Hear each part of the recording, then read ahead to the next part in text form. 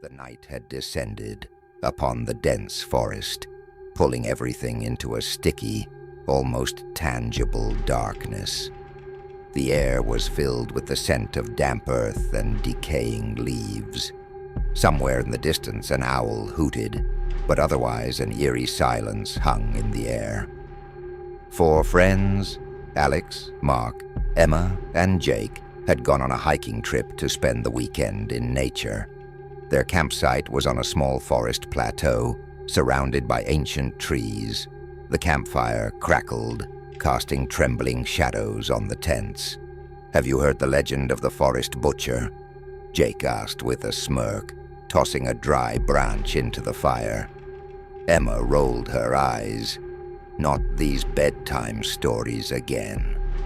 "Oh, come on, it's interesting," Mark chimed in. "Tell us."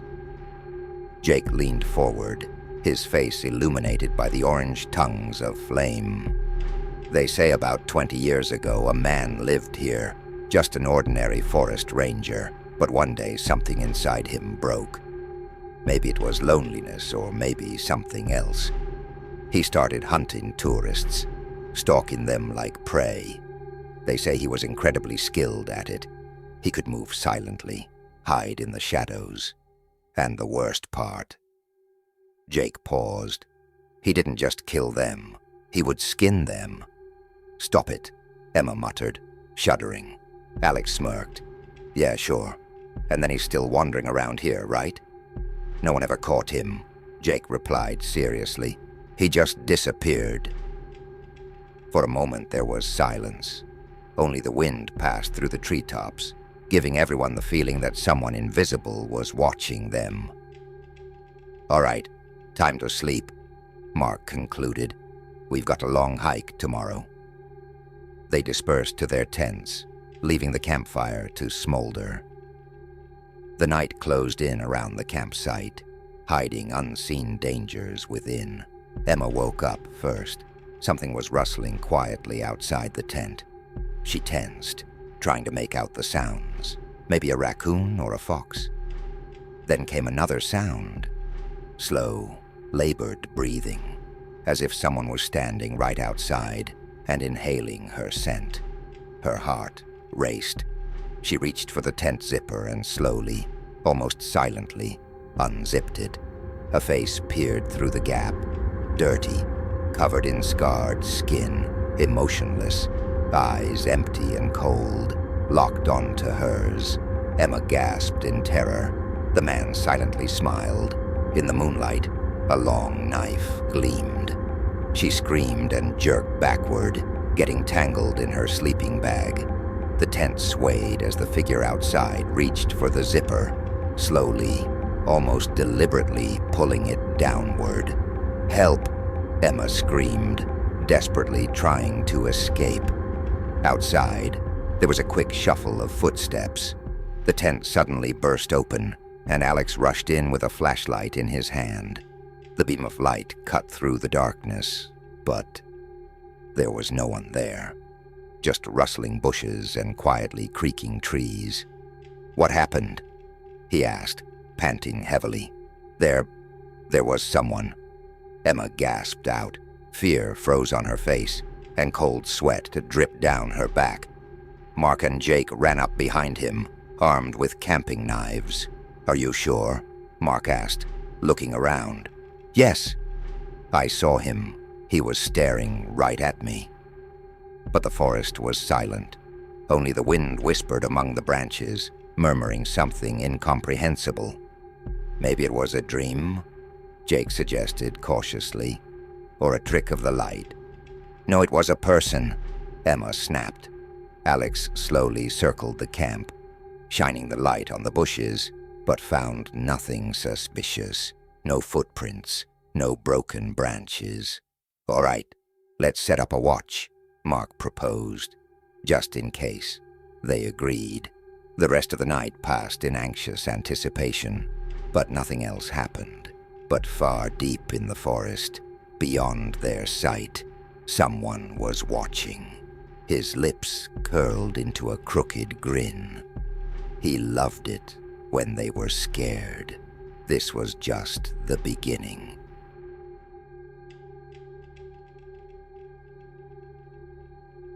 Night fell upon the dense forest, enveloping everything in a sticky, almost tangible darkness. Four friends, Alex, Mark, Emma, and Jake, had just endured a horrifying morning when the forest butcher appeared among the trees. His figure, clad in tattered clothing, with bandaged arms and a blood-stained axe, emerged from behind the trees, causing the forest to fall silent and hold its breath. The woods became a sinister witness to their terror. At the moment the figure took its first step forward, Emma felt cold sweat trickle down her back, and her heart began to pound faster. Clutching his backpack, Alex cast a quick glance at his friends. Their faces were pale with horror, and even Mark, usually calm and confident, emitted a quiet sound of alarm. "We have to get out of here," Alex commanded, his voice trembling yet filled with determination. "We can't stay here." Jake nodded, and all of them, almost in a panic, took off running. They dashed out of the camp, leaving behind the campfire and the ruins of tents, like tearing remnants of a nightmare that had once been a dream. The forest around them turned into a living labyrinth, winding paths, hairy roots, and gnarled tree trunks that seemed to reach out to grab the fleeing group. With every passing minute, the fear became more palpable. They ran, stumbling and glancing back over their shoulders when a low, menacing groan echoed from behind. The wind carried echoes of sounds resembling human moans and a strange whisper that seemed to speak directly into their ears. Alex tried to steady his thoughts, but every step hit his mind like a blow of a hammer. "We must stick together," Mark said, grabbing Jake's hand, "and don't look back." But the fear prevented them from moving steadily. Emma still trembled from the memory of seeing the maniac's face. She crawled forward, trying to hide among the thick underbrush, yet her eyes kept catching moving shadows. While the friends searched for an exit, the forest around them began to change. The trees seemed to grow denser, forming something like a living wall that blocked any attempt to find a clear path. A low fog descended, concealing the ground and making them feel as if the very roots under their feet were reaching out to grasp their legs. For a moment, they all stopped in a small clearing where the trees parted, revealing the view of an old, abandoned hut.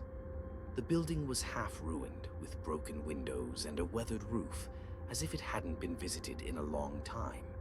Alex, feeling that they had no other choice, suggested that they turn off the path and hide there. "Quick, follow me," he commanded, and they moved toward the hut, clutching each other's hands as if hoping for even a tiny fragment of safety. Inside the hut, the air was stale, reeking of dampness and decaying wood. Scraps of old furniture, torn curtains, and remnants of once warm memories were strewn everywhere. On one wall hung an old painting of a forest, but now it was marred by time. The colors had faded, the lines blurred, and it seemed as though something sinister lurked within it. The friends exchanged uneasy glances, and at that moment a soft creaking sound was heard. From somewhere in the darkness in a corner, a figure slowly and almost imperceptibly moved. Their hearts began to beat faster. Alex, deciding that they had to check something out, whispered, "Careful. Let's see what that is." Mark, gripping a knife in his hand, approached the figure, with Jake and Emma following him. The beam from a flashlight directed at the corner revealed an old, cracked diary lying on the floor. The diary was covered in dust and neglected, yet it looked as though it had been left in a hurry. Mark carefully picked it up and opened it. The pages were filled with a small, illegible handwriting. With every new paragraph, the diary described horrifying events: how the forest became a trap for lost wanderers, how the forest butcher stalked his victims, and how people disappeared, leaving behind only rumors and grim legends. "Listen," Mark whispered. "It says here that this man was once a forester, but after a tragedy his family died and he lost his mind.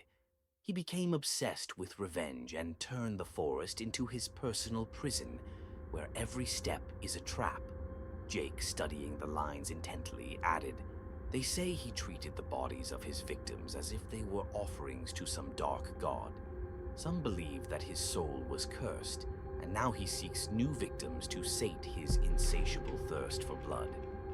Emma, holding the diary, felt a chill run down her spine.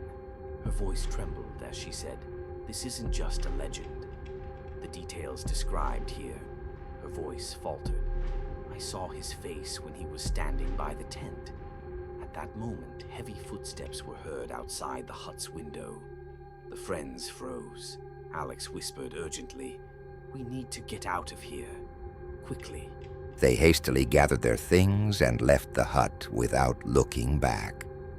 But the forest met them with another wave of horror.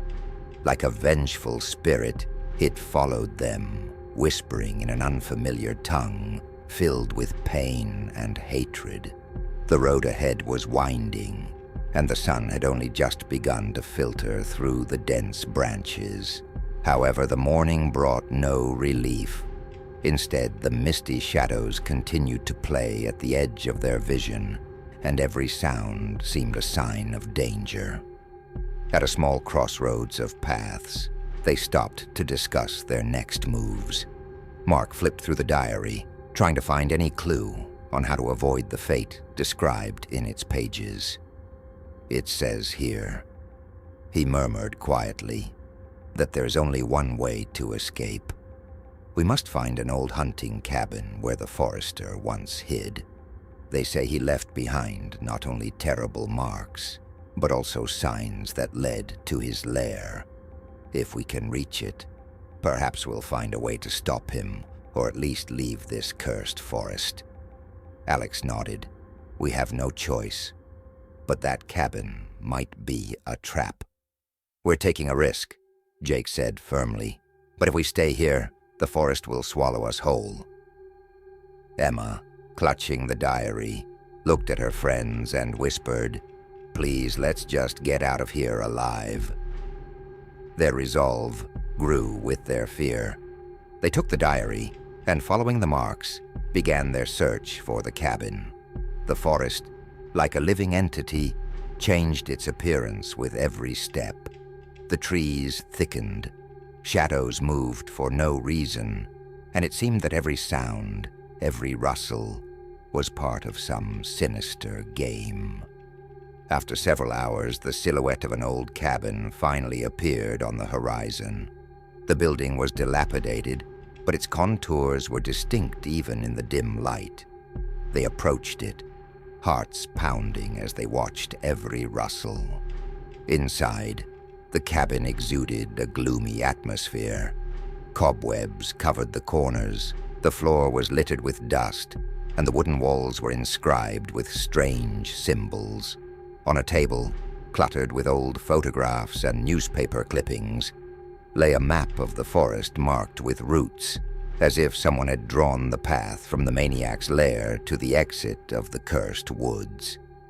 Alex took the map and began studying it. "Look, here it marks the spot where, according to the diary, he left his signatures. That must be his lair." Mark glanced nervously at his watch, realizing that time was running out, for the forest seemed to awaken with every minute. At that moment, the cabin door creaked open, and the forest butcher burst in. His face, disfigured by scars and burns, glistened in the dim light, and his eyes, filled with hatred, locked onto each of them. "You thought you could hide," he hissed, slowly approaching as if savoring the moment. "This forest is my territory, and you are nothing but toys for me to play with." The friends' hearts pounded furiously. Jake brandished his knife, adopting a defensive stance, though his hands trembled. Mark clutched the map, searching for some weakness in the Maniac's behavior, while Emma, covered in sweat, instinctively recoiled. The Maniac made a sudden step forward, his axe glinting as it caught the stray rays of the sun. At that moment, Alex shouted, "Run! We know how to leave the forest." But time stood still. The forest butcher made a motion, as if inviting them closer. He stepped toward the table where the map lay, and with a mocking sneer, pointed at it with his axe. "Here," he purred, "lies your only chance. If you can find a way to end my reign, perhaps I will let you go. But remember, the price will be high." His words hung in the air like a curse. The friends exchanged glances, their faces filled with terror, yet resolute. They understood that if they wanted to escape this nightmare, they had to risk everything. "What do we do?" Emma asked softly, trembling yet unwilling to show weakness. Mark, still holding the map, replied, "We must follow the marks. If the diary says that his lair is right here, then this is our path. But we must be cautious.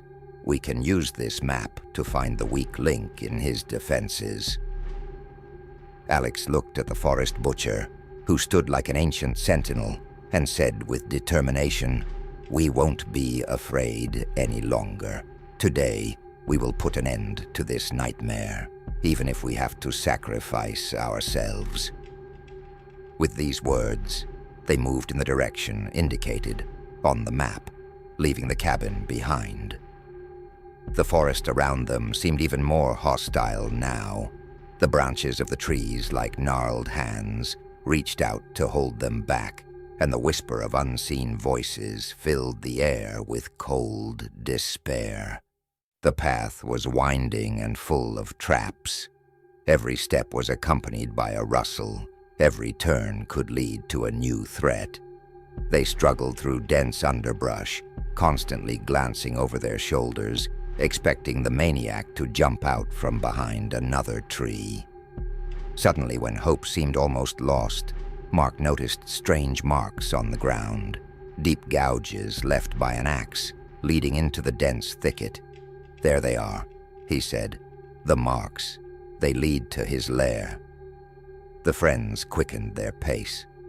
Darkness thickened, and at that moment, the forest seemed to come alive around them. Shadows leapt from the branches, as if hundreds of eyes were watching their every move. The wind intensified, carrying the moans of the dead. Soon they emerged into a small clearing, where runic symbols had been scratched onto stones. In the center of the clearing stood a circle, formed by ancient stones worn by time, and in the middle of it lay a disfigured table, on which, as if placed there just for them, rested the final fragment of the map. Alex cautiously approached the table and, lifting the map, whispered, "This is our proof. Everything is written here about how to break the forest's curse." But before they could decipher the inscriptions, horrifying groans echoed around them. Shadows emerged from the depths of the forest, sliding across the ground like corpses brought to life in a midnight nightmare. The forest butcher reappeared at the edge of the clearing, his axe reflecting the dim light, his gaze filled with malice and ancient hatred. "You will never escape," his voice thundered, causing the ground to tremble. "My curse will engulf you." At that moment, all their emotions blended in a frenzied surge of terror. Jake, gripping his knife tightly, lunged at the maniac in an attempt to distract him, while Alex, Mark, and Emma gathered around the circle. They read the inscriptions, tried to decipher the ancient runic symbols, hoping to find a weakness in the ominous ritual. The whispers of the forest grew louder, and it seemed as though every word carved into the stones resonated in their hearts. In that moment, Emma, trembling with horror, exclaimed, "I understand. It's a ritual. If we can recite it correctly, we can break the curse." Mark quickly shifted his gaze from the diary to the stone marks and, with grim determination, repeated the words they managed to decipher. "Flame of oblivion, open the gates. banish the darkness. At that instant, the sky darkened, and a deafening roar filled the air. From the center of the circle, flames burst forth, first softly, then rapidly spreading across the clearing. Shadows began to recede, and the forest butcher groaned, trying to shield himself from the bright light. The friends stood, holding their breath, as the curse seemed to dissolve in the fire. Yet the forest still screamed, and the last echoes of ancient evil could be heard in the whispers of the wind. The forest butcher, gritting his teeth in pain, retreated into the depths of the woods, leaving behind only a faint echo of his cursed cry. As the sun slowly broke through the heavy clouds, its rays illuminated the clearing, forcing the darkness to retreat. The friends, exhausted yet filled with hope, lowered their heads and exchanged glances. They knew the ordeal was not over, but for the first time in what felt like an eternity, a spark of hope began to kindle in their hearts, that this nightmare might finally come to an end. Gathering his remaining strength, Alex said, "We did it. We broke his curse, or at least we drove him back." Mark closed the diary and remarked, "Perhaps the forest will never forget the pain, but today we freed ourselves from its darkness." Emma, wiping away her tears, whispered, "Let's return to camp and find a safe place. We need to regain our strength." Jake, who had been battling the remnants of his fear all this time, finally nodded. "I will never come back here again, but if fate binds us together, we will face whatever comes, no matter what." With new scars and memories of the nightmarish events etched in their souls, the friends began their slow journey back.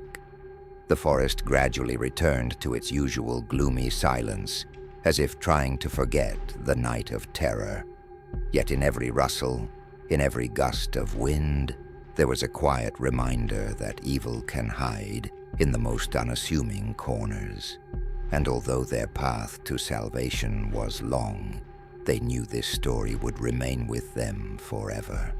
A reminder that even in the deepest darkness, there is always a spark of hope if you never give up.